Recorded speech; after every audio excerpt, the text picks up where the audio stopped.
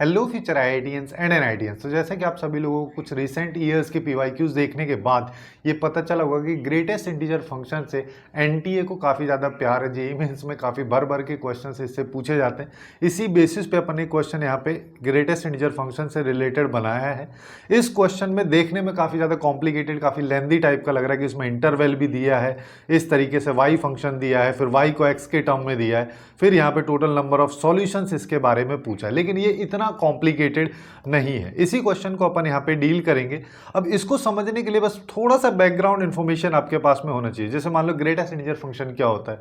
Greatest integer function का graph लगभग सभी लोगों को पता होगा, इतना मैं मान के चल रहा हूँ। उस बेसिस पे अपने को क्या पता है कि अगर मान लो कहीं पे भी कोई भी टी अगर मान लो इस तरीके से मैं लेता हूं, तो इसका मतलब क्या होता है कि इसका जो आउटपुट होगा वो हमेशा मेरे को इंटीजर में मिलेगा।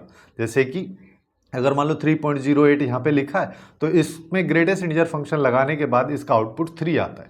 अब इसका फायदा अपने को इस क्वेश्चन में क्या हो रहा है, वैसे देख रहे हैं यहाँ पे तो y जो है 2025 टाइम्स अपने को यहाँ पे लिखा हुआ है।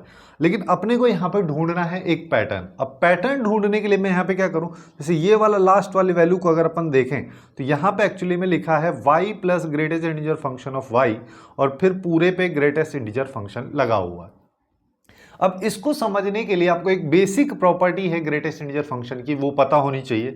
अगर मान लो आपको वो वाली प्रॉपर्टी नहीं पता है तो ये वाली एक वीडियो है, इसके थ्रू आप जाके चेकआउट कर सकते हैं। इसको मैंने अपलोड किया है। यहाँ पे काफ़ी थोरोली अपन ने ग्रेटेस्ट इंटीजर फंक्शन को डिस्कस किया है। इसमें काफ़ी सारी चीज़ों के बारे में बात भी हुई है और इसमें जो ये क्वेश्चन है, इस क्वेश्चन के बारे में भी हम बात करेंगे, बट उससे पहले जो अपना मेन क्वेश्चन है उस पर बात करते हैं। अब देखो यहाँ पे होता क्या है कि हमको पता है कि ये जो वैल्यू है इसका आउटपुट एक इंटीजर के फॉर्मेट में आने वाला एक इंटीजर अपने पास में आएगा। अब जब भी ग्रेटेस्ट इंटीजर फंक्शन के अंदर कोई इंटीजर आउटपुट प्लस या माइनस में लिखा तो उसको साइन के साथ में बाहर अपन लिख सकते हैं, मतलब ये बाहर आ जाएगा और उसके अलावा जो बाकी पोर्शन बच रहा है उसको अपन ऐसे लिख सकते हैं। जैसे इसको एग्जाम्पल से समझ लो, एग्जाम्पल से अपन ऐसे ले सकते हैं। मान लो यही 3.08 वाला एग्जाम्पल ले लेते हैं कि 3.08 लिखा है प्लस में फिर उसके साथ ग्रेटेस्ट इंटीजर फंक्शन ऑफ 3.08 इस तरीके से लिखा है। अब इसको अपन दो तरीके से सॉल्व कर सकते हैं, जिसमें फर्स्ट अप्रोच अपना ये वाला रहेगा कि मैं यहाँ पे पहले ग्रेटेस्ट इंटीजर फंक्शन की वैल्यू ही निकाल लेता हूँ। तो 3.08 अंदर वाला जो ग्रेटेस्ट इंटीजर फंक्शन है उसकी वैल्यू 3 आ जाएगी। तो यहाँ पे क्या आएगा 3.08 प्लस में 3। अब इन दोनों को ऐड कर लो, इन दोनों को अगर मान लो मैं ऐड करता हूँ तो यहाँ पे 6.08 आएगा, जिसका ग्रेटेस्ट इंटीजर फंक्शन में आउटपुट 6 हो जाएगा।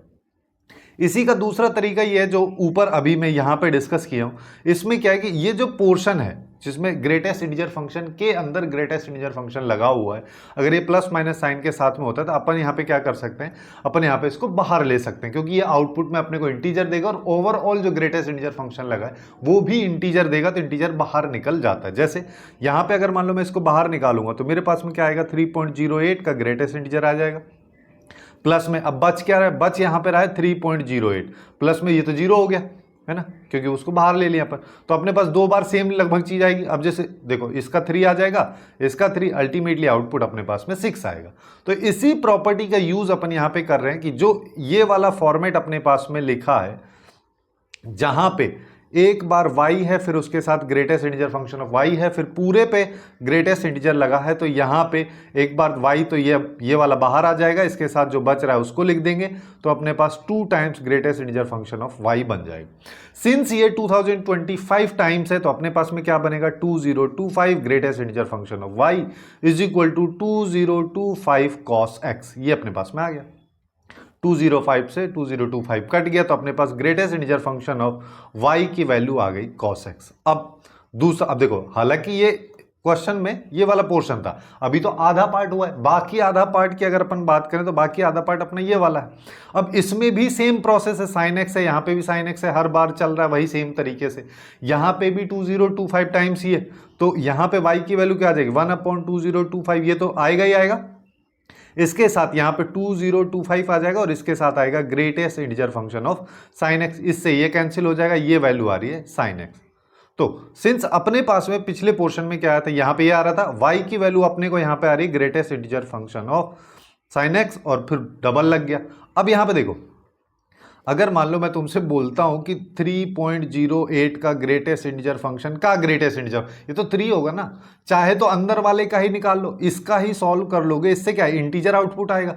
अब इंटीजर पे ग्रेटेस्ट इंटीजर फंक्शन लगाने का कोई मतलब ही नहीं आता, क्योंकि वो तो देता है इंटीजर का, तो इंटीजर ही देगा। तो यहां पे अपने पास में वापस से क्या आ जाएगा, यहां पे आएगा greatest integer function of sine x, ये बाहर आ जाएगा, इक्वल टू कॉस एक्स। अब ये अपने पास में इक्वेशन आ गया, अपने को इसको सॉल्व करना है। इसको सॉल्व करने के लिए अब थोड़ा सा ट्रिग्नोमेट्री अपने को पता होना चाहिए। जैसे अगर मान लो मैं cos x और sin x की बात करूं, है ना, अगर ये दोनों ग्राफ्स के बारे में बात करें, इन दोनों की वैल्यूज के बारे में बात करें, पूरे के पूरे, जब यहाँ पे x जो है बिलोंग्स टू एक रियल नंबर है, उस सिचुएशन में यहाँ पे बहुत सारे इसके आउटपुट्स होते हैं। जैसे यहाँ पे अगर देखोगे तो ये π/4 पे कट करते हैं दोनों, उसके बाद में यहाँ पे थर्ड क्वाड्रेंट में कट करेंगे, फिर यहाँ पे 2π+ में कट करेंगे, इसी तरीके से यहाँ पे कट करेंगे। तो जितने भी π/4 वाले सॉल्यूशंस हैं उन सब पे साइन एक्स और कॉस एक्स की वैल्यूज जो हैं वो इक्वल आती हैं। लेकिन हमको इक्वल चाहिए नहीं, हमको यहाँ पे क्या चाहिए, हमको यहाँ पे चाहिए कि हमारे पास में सिचुएशन है ये वाली, जिसमें साइन एक्स पे हमारे पास ग्रेटेस्ट इंटीजर फंक्शन लगा हुआ है। साइन एक्स पे ग्रेटेस्ट इंटीजर फंक्शन लगने का मतलब क्या हो रहा है, साइन एक्स की बात अगर अपन करें तो इसका आउटपुट -1 से 1 होता है, और ग्रेटेस्ट इंटीजर फंक्शन लगने के बाद मतलब क्या होता है, अपने को आउटपुट इंटीजर में मिलेगा। तो इस रेंज में अगर मैं आउटपुट देखता हूं तो मेरे पास में -1 है, 0 है और 1 है।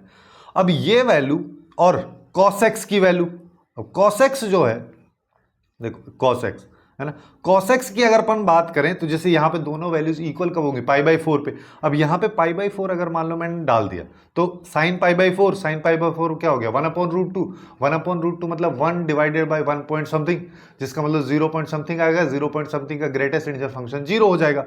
लेकिन ये तो लेफ्ट में 0 हो गया, अब राइट में देखोगे तो cos π/4 है, cos π/4 की वैल्यू 1/√2, 1/√2 तो 0 के बराबर कभी होता ही नहीं।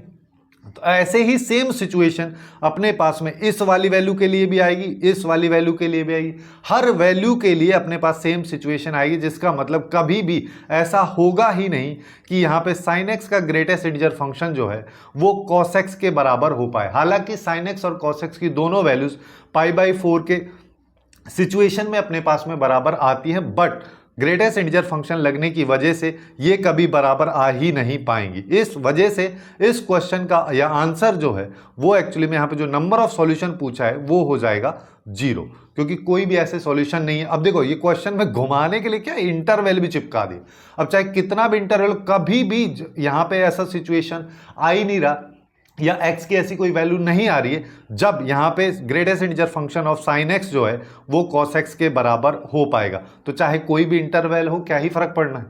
तो अल्टीमेटली यहाँ पे नंबर ऑफ सॉल्यूशंस जो हैं वो इसके 0 हो जाएंगे, और इसका जो करेक्ट आंसर है वो डी ऑप्शन हो जाएगा, नन ऑफ दीज। अब इसी तरीके से ये वाला एक क्वेश्चन है, अब इस क्वेश्चन का करेक्ट आंसर तुम लोगों को बताना है कमेंट सेक्शन में कि इसका करेक्ट आंसर क्या होगा और इसके नंबर ऑफ सॉल्यूशंस कितने होंगे। तो इस तरीके से इस क्वेश्चन को अपन अप्रोच कर सकते हैं। सो आज के लिए बस इतना ही। Hopefully you guys find it useful, and if you find it useful then please do like, share and subscribe.